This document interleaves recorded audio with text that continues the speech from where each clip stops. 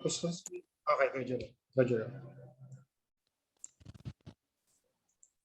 So I'm Jerome Bumanlag po. I love playing chess, first statement. Second is I can play the guitar, and lastly, I am an extroverted person. Extrovert. Extrovert. Okay, so the chess. Lahat sila naniniwala. The guitar. Lahat sila naniniwala. Yung extrovert. So lahat na.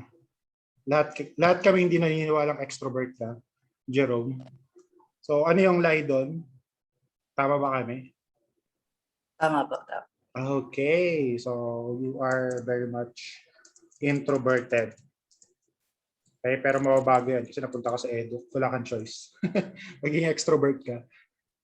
Kasi harap ko sa mga estudyante mo. You know. Okay, so next to Jerome. Any volunteer? Ako na lang, sir, hindi pa. Si Janisa ba nagsabi? Yes, Okay, sir. after ni Janisa, si Luis. Okay, so go, Janisa.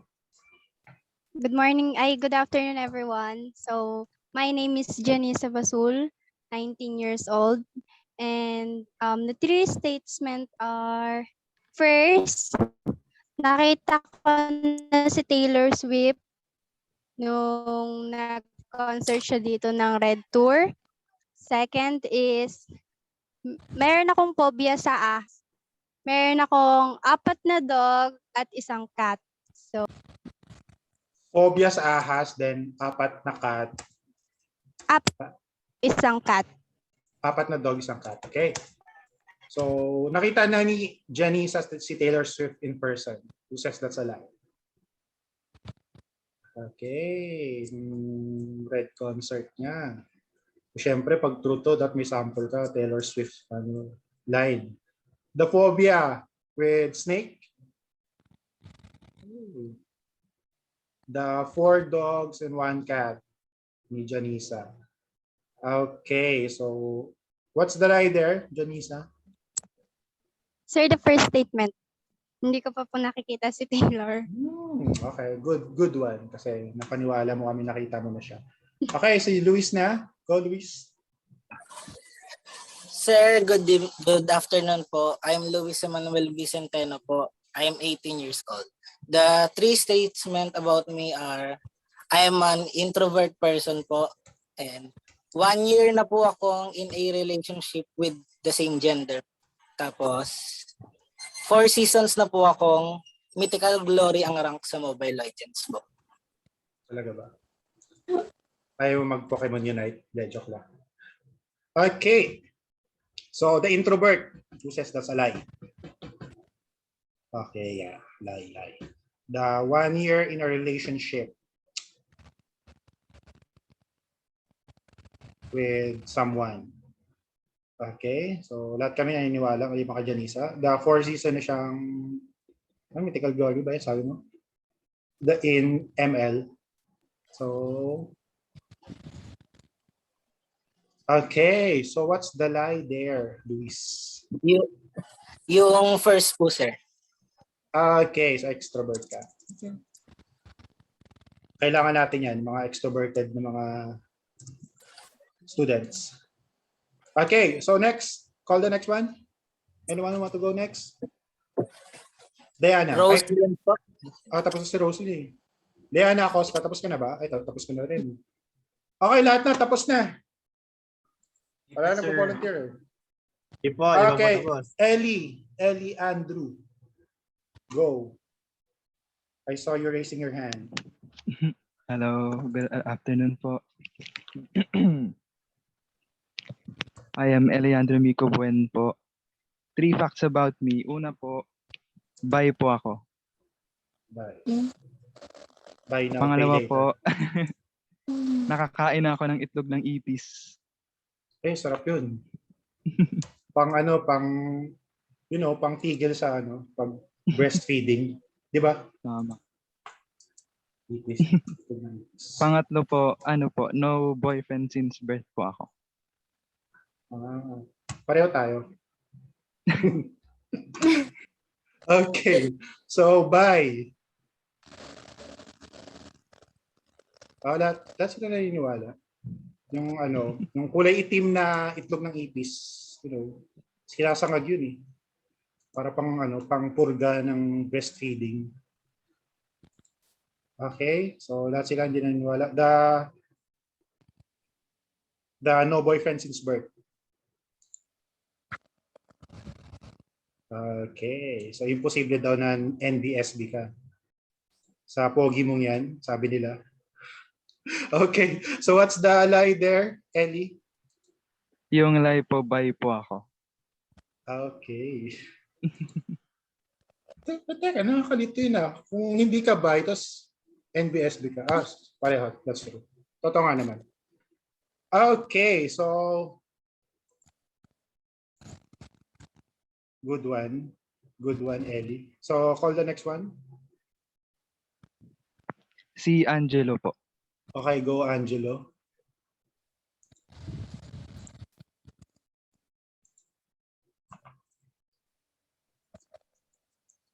Angelo. Where are you, Angelo? Nakamute ka, Angelo. We can't hear you.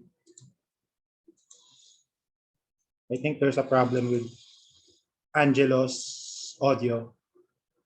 Angelo? Okay ka ba?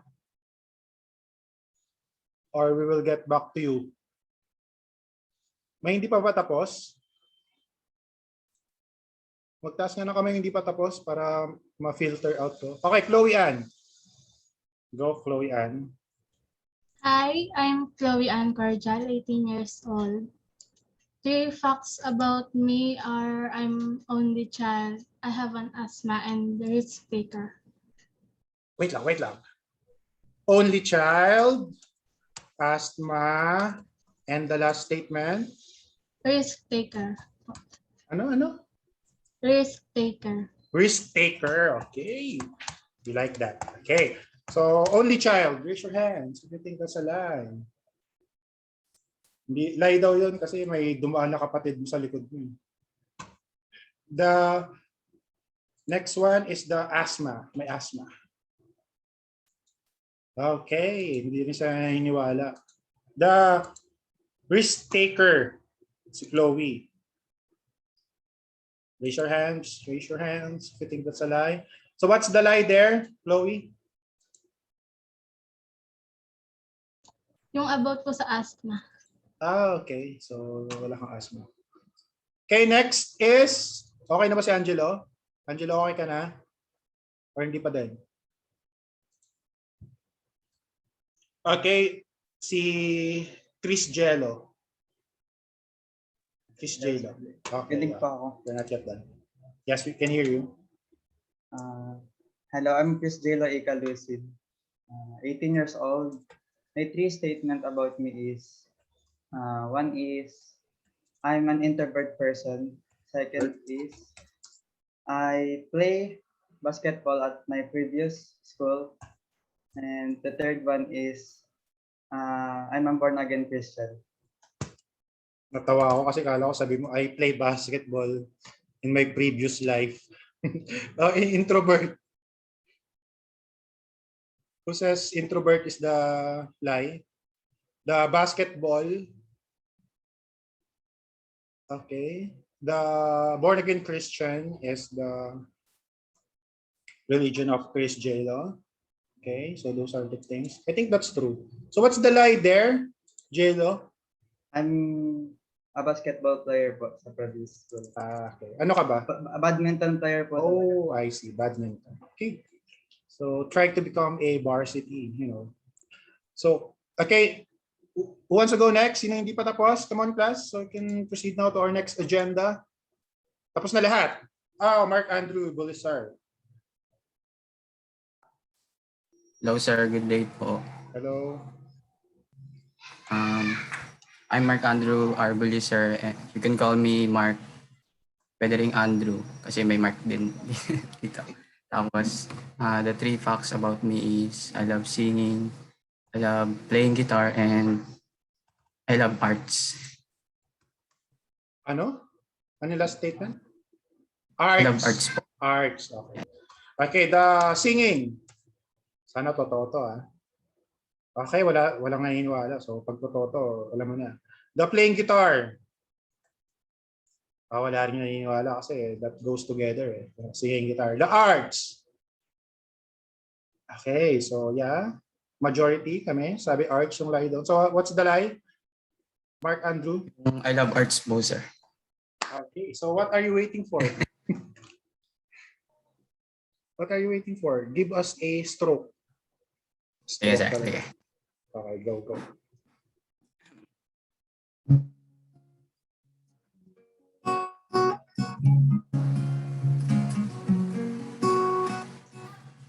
Falling out, falling in, not sure in this world.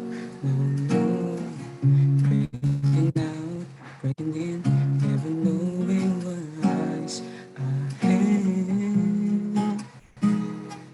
We can really never tell it all. No. But can't you see that no matter what happens, life goes on. So baby, whisper heart, 'cause I'm always around you, and I'll make you see how beautiful it is for you and me. Okay, sir. Perfect. Actually, yun yung team song ng ng PUP. Kasi, 'di ba, we hold the Guinness Book of World Record for the largest human rainbow ever in 2004. So after nung ginawa natin yung largest human rainbow in the world, yan na yung parang naging unofficial team song ng PUP, Rainbow by South Border. Okay? So, everyone's done now. Sir, excuse po. Yes, hello. May kumakatok to po dalawa. So sorry. So thank you for informing Julius. Okay, who wants to go next? Tapos na lahat? Okay, so everyone's done. We can proceed now to the next agenda. Going once? Wala na? Okay, so everyone's done now. Thank you so much for participating. Teka, Wayne, tapos ka na ba, Wayne? Weza? Hindi pa po. Okay, ba't di ka nagsasalita? Di ko umiimik. Okay, it's your turn. I'm Wayne Wesa, 18 years old, and the three statements about me are: first, I love playing online games. Second, I don't eat meat, fish, vegetables, and fruits. And the third statement is I'm top 1 for 6 consecutive years. Top 1 sa school. Yes, sir. Okay, the play online games. Who says that's lie? Okay, we believe that. The does not eat meat, fish, and vegetable. Tama ba, Wayne? Yes, sir. Pati fruits. Fruits. So ano lang yung kinakain mo? Ano lang, very healthy foods. Okay, so the top 1 consecutive years, for 6 consecutive years, top 1, si Wayne. Who says that's a lie? Okay, so what's the lie there, Wayne? The first one, sir. Wow. So ano yung selection mo for your food, Wayne? What is your preferred foods? Processed po. Mostly po processed. Ano mga processed foods? Okay. So everyone's done now? Tapos na talaga? Okay, so ganito yung gagawin natin, class. First, we'll discuss first. This is because this is day 1 of our class. As expected, we will discuss first the memo number 6. Have the memo number 6 already discussed to you or not yet? Are you familiar with the memo number 6 already? Anyone? Not yet? Wala pa? Okay, so the memo number 6 is, this is the summary of memo number 6. Okay, one moment.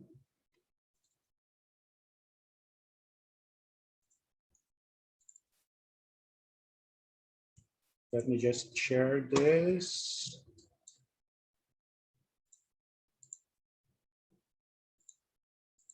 Okay, so this is the memo number 6, series of 2021.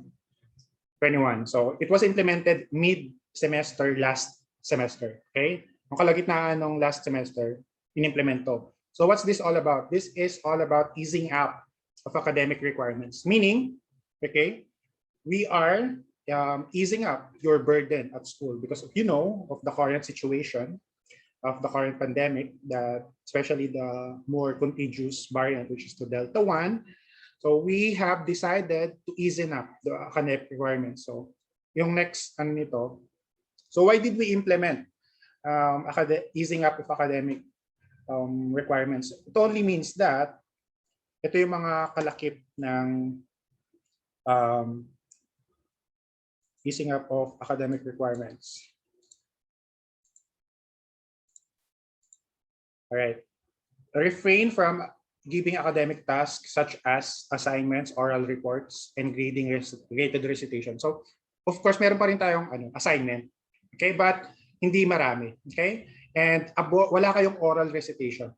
Okay? Graded recitation, wala nang ganun. Kasi nga, unfair sa mga nag-struggle sa internet connections and the likes. Then wala ring oral reports. Okay, wala nang oral reports, walang graded recitation. But interactive discussion is encouraged. Okay, so of course, so that we can still feel that as if we're still during the normal class, para maramdaman natin na medyo normal pa. Kasi masyado talagang class, traumatic yung online class, especially pag nagdi-discuss ka, feeling mo walang nakikinig sa'yo kasi especially most of the time naka-off yung mga estudyante. Then, at least if the teacher asks you, you respond. Okay, but that is aside from the graded recitation. Walang graded recitation, walang oral reports. But during asynchronous session, meron tayong, of course, assignments. Okay? And in one semester, your teachers, your professors are only required you a minimum of 6 synchronous session. So 6 times lang, minimum of 6 times, but can be more than that, okay, in one semester. One semester, minimum of 6 synchronous session. Unlike face-to-face, every week talaga magkaklase. Okay? And the worst thing that can ever happen to you in one subject is INC. Okay? And instead of 1 year, to complete that INC, we are giving you 2 years to complete that INC. Maybe for some reason you are not able to attend the class or any reason, hindi ka pwedeng ibagsak. Okay? The worst grade that you can receive is INC, and you have 2 years to complete that. Okay? And since we are advised to only teach the essential, the syllabus that I will be giving to you, expect only 60 to 70% yung madidiscuss on that syllabus, not 100%, because only the essentials. Now, why are we giving this class? Because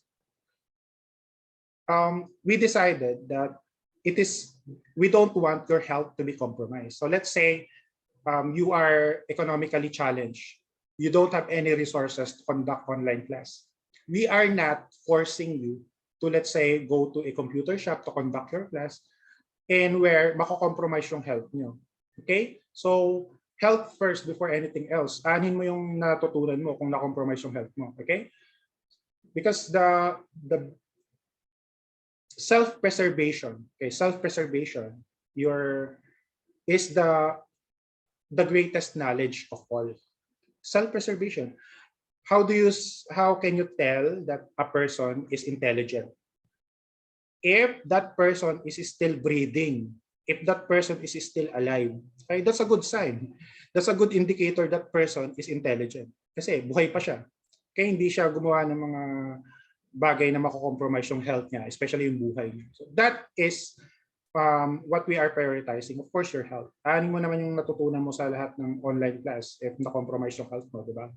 That's why but don't worry class, things are improving. This might be the last semester that we are conducting an online class. Okay? And maybe next semester, face-to-face na tayo. And we can still go back to at least kamukha nung normal. Though we might not know na kung babalik pa yung dating normal, pero at least baka makapag face-to-face na tayo next time. Things are looking good. Okay, so may tanong ba kayo sa memo number 6 about easing up of academic requirements before we proceed to our next agenda? Any question? Wala? Okay, so let's proceed now to our next agenda, which I will be discussing the syllabus.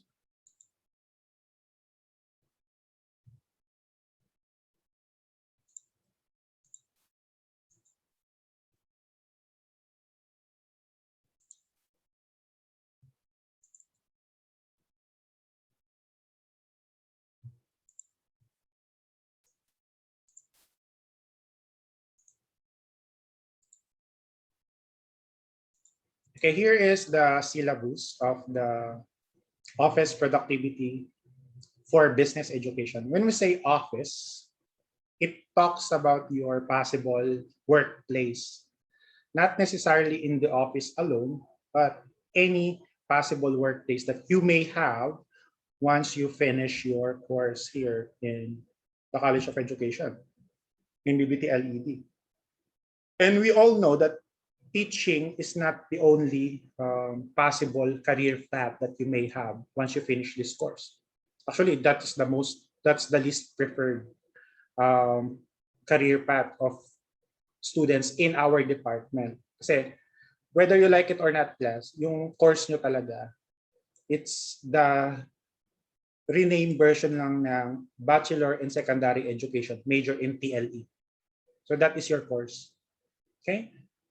So whether you like it or not, your course is Bachelor in Secondary Education, major in TLE.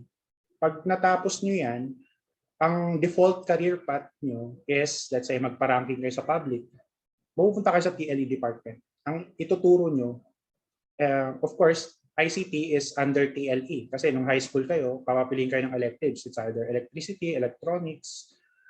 Itatackle nyo karamihan ng mga TLE, okay, TLE courses. Magkakaroon kayo ng agri-fishery. Sobrang broad ng course nyo. It can range from cosmetology to masonry. Imagine that, from cosmetology. Pinapaganda mo yung mukha ng tao, makeup, tapos to masonry. Magja-jump sa masonry. Ganon ka-broad yung sakop ng course natin. Okay? And don't worry, class, kasi, you might think that paano nyo magagawa yun. And karamihan naman, class, ng mga we can say that your course is the oldest course in PUP since mid-1950s, 1956 pa yung course na to. Okay, yung dean natin, si Ma'am Mamina Kumuyog, our dean, have the same course as you are. Okay, the senior high school principal, si Ma'am Robelina Colbia, have the same course as you are. So we can say that when I was in college, when I was a student, just like you, my professors used to say that BBTE or BBTLED is one of the flagship course of PUP. Okay? When we say flagship course, it means this is one of the main offered course of PUP. Okay? So, ano ba yung flagship course ng, let's say, ng Apple, ng company na Apple? Let's say iPhone 13 Pro Max. What's the flagship phone of Samsung? It's the Galaxy S series. What's the flagship course of PUP? You can say that it's BBTLED. Okay? And one of my professors also said that the Polytechnic University of the Philippines was actually named after our course. Because if you come to think of it, if you are going to dissect the Polytechnic, poly means many. Technic means skills. And there's no other course in PUP that we will teach you a lot of skills. Okay, it's the accumulation of all the possible skills that you might learn under the TLE once you graduate. So unofficially, even the university itself was named after our course. Okay, Wala pang PUP, meron ng BBT LED. Iba pa yung name ng PUP, pero may BBT LED na. That's how premium your course is. That's why you might say that, sir, napadpad lang naman ako dito. Maybe that's the reason why it's just not preferred. Marami lang mga new generation ngayon na it's really not preferred. Less glamorous yung tingin nila sa education of course. Okay? That also includes me. Maybe pag nagtanong yung mga professor nyo kung ilan yung sinong gustong maging teacher sa out of 40 students, mga 3 o 5 lang yung nagtataas ng kamay. Okay? So let's see if that is true also in this section. Sino dito yung gusto talaga maging teacher? Yung gustong maging teacher in the future? Raise your hands. 1, 2, 3, 4. O, see? Marami na yung 5. Si Darlene. Marami na yung 5 na nagtataas ng kamay. Ganon din karami yung mga nagtataas ng kamay before. Okay? But we have a lot of testimonials, class. Once you reach 3rd year and 4th year, you will love this course. Okay? Mapapamahal na rin sa inyo itong course nito kasi sa 1st year, 2nd year, meron pa talaga kayong magpupumiglas, ayaw nyo mapunta rito. Nag-isip kayong pumunta sa ibang course. But just give co-ed a chance. Okay? Once you reach your 3rd year, 4th year, you will be thankful na napunta kayo dito. Kahit ako din naman dati, ayaw ko maging teacher. Kahit na sinasabi lagi sa akin ng mama ko. Pero yun, naging teacher pa din ako. Alright, so what is the institutional learning outcomes? Basically here in this syllabus, we have 9 institutional learning outcomes. This is default to all the course that you are teaching. Aside from the weekly course plan, week 1, introduction to office productivity tools, etc. Week 2, week 3, up to week 18. Okay, this is the institutional learning outcomes is what is expected of you. Okay, this is discussed at the background while discussing the main topic in the office productivity in business education. So this 9, okay, 9 institutional learning outcomes is expected of you. Once you finish this course, the subject, or even your course itself, once you finish your college education. So first is number 1, institutional learning outcomes is creative and critical thinking. So demonstrate, this is the most, ito yung isa sa in-demand skills ngayon. What is critical thinking? Critical thinking is that moment when you are able, it's like a light bulb moment. Okay? So, I figure it out. Ito dapat yung solusyon na ginagawa natin. So, it's tapos na yung phase ng learning life nyo na mag-memorize kayo ng mga information which is 3 seconds away for you to Google it. Okay? Tapos na yung phase nyo ng buhay na yun. Nandito na kayo sa training ground where you are expected to actually resolve, okay, real life problems. Those critical thinking skills is what we are aiming for you to develop. Okay? So company will not hire you if, let's say, you know the circumference of the planet Earth or you know the capital of Mongolia. Company will hire you if you can solve an actual, a real world problem. Okay, using your training when you are in college. So ito na yun. So wala nang mga teaching about the things that more on memorization. This is the actual critical thinking skills that we are aiming for you to learn once you finish this course. Okay, and then next is effective communication. Okay, this is expected again of you because you will become someday, whether you like it or not. Because kung sino pa yung mga nagsasabi na ayaw nila maging teacher, sila pa yung minsan na nagiging teacher. Pinaglalaroan ng tadhana. Tapos sino pa yung mga gustong-gustong mag-teacher. This is also true during my time. Yung classmate ko na sobrang galing mag-demo, lagi siyang uno. Never siya naging teacher. Napunta siya sa manager ng isang restaurant for 10 years na siya doon. Then yung isa naman naming classmate na gangster, super gangster, laging late, hindi nag-uniform, then makikita mo ngayon na parang sobrang nai-enjoy niya yung pagtuturo. So siya yung isa sa tingin ko, magaling na naging teacher sa high school. Okay? Effective communication, dapat class, you grab every opportunity if there are chance for you to speak up, or if the teacher asks you a question, so use that opportunity to confront your stage fright. Okay, so we all have stage fright. Kung online session pa lang may stage fright na kayo, what more if it's face-to-face session, which is, of course, you are facing the real thing. And once you reach third year college, meron na kayong field study. So you will observe in class. So you will act as a second teacher already. As early as your third year, first semester, you will have your field study already inside the high school classroom. Okay, next is the strong service orientation. So this is where our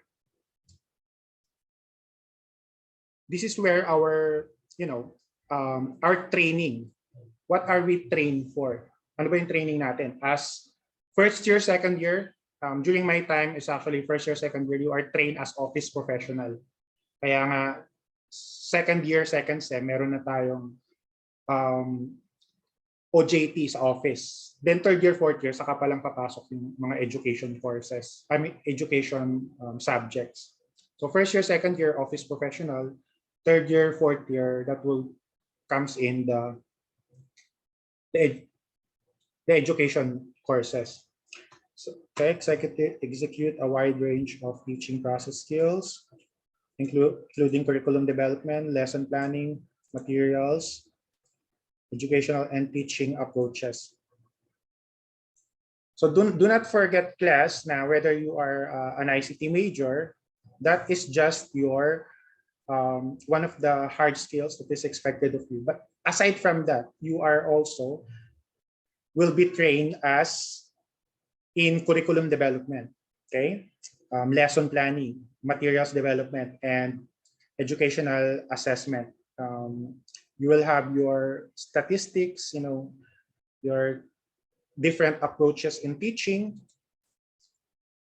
So those are the things that are expected once you are in this course that you have. Okay, may tanong ba so far in your strong service orientation? Wala pa namang tanong so far. So 3 down, 6 more to go. Wala nang tanong. Okay, proceed.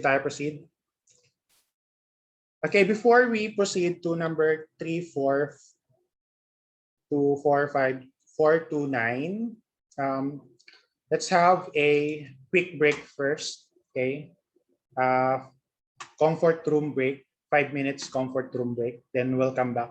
After I discuss all of this, the remaining 6 institutional learning outcomes, we'll have a question and answer portion. So kung may tanong kayo about this course or anything related sa course natin or sa stay nyo sa PUP, you can ask that. Okay?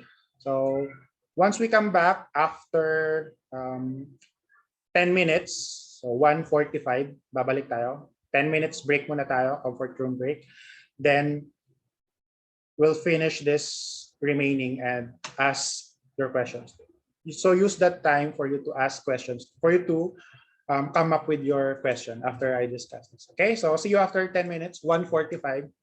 Okay, class, see you after 10 minutes.